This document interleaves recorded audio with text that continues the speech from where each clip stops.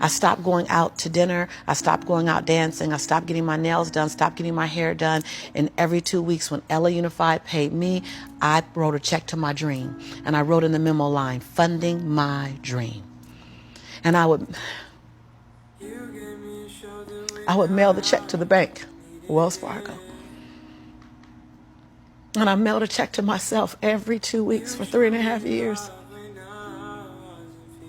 My family thought, that I was smoking on drugs. Like, she ain't going out. She eating beanies and weenies all week. We think she on drugs, but she's not getting any smaller, so maybe not. And I went to the bank after 3.5 years. This is the story you're talking about. I walked in the bank. I said, I'm just gonna check and see where that account is, because I wouldn't open the statements, because my mother used to say when I was growing up, girl, this money burn in my pocket. And I'm like, I think money hot, and it goes. Thank you so much, and it goes away fast. So I'm not gonna open the statement because I don't want to know how much money I have, because I didn't have a healthy relationship to money. I didn't even know a relationship with money. So while I'm at these trainings, they just kept saying save. So I'm like, okay, I'm gonna save. I didn't need the money that I was writing checks for, because it was the money I used on my nails and my hair.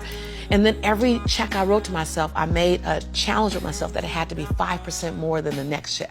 Wow. Than the previous check. So I didn't really know how to calculate the 5%. So I'm like, well, I'll just add $30. I'll just add $60. I really didn't know anything about it. Then I went out and got a second job. And I started working in the evenings, less on my business and more out on jobs, so I can write a bigger check. So I learned how to live on $31,000. That's all I was living on, $31,000. We can make it. We got it. I sold my Altima I had at the time. I bought an old Ford Explorer.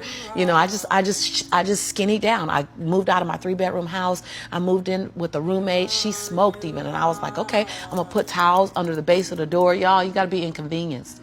I put towels on the base of the door so the smoke wouldn't come in the room with me and my son. We slept side by side in the same bed. Went from a 3-bedroom, 3-bathroom house, 2-story, to a roommate, because I was willing to write a check to fund my dream. And I kept writing, funding my dream, funding my dream, funding my dream.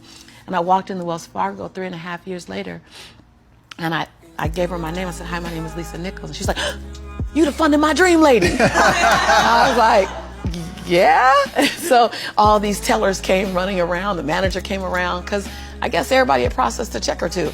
Right. And they were like, we all been wondering, like, everybody wants to know, what's the dream you funded? And I was like, I don't know, but it's gonna cost some money. I think I got a little money now to fund the dream. And so I said, I just came to get my balance and to see where it is, because I haven't opened any of the statements. They were like, what?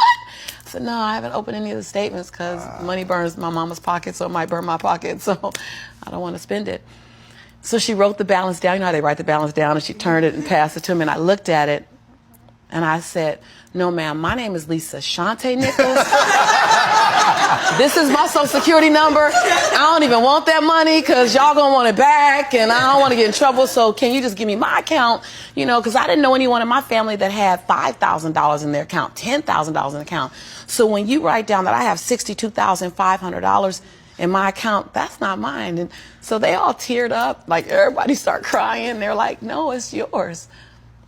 I looked down at my son, Jelani, who was 5 years old now, and I said, Jelani, I think life is going to change for you and mommy.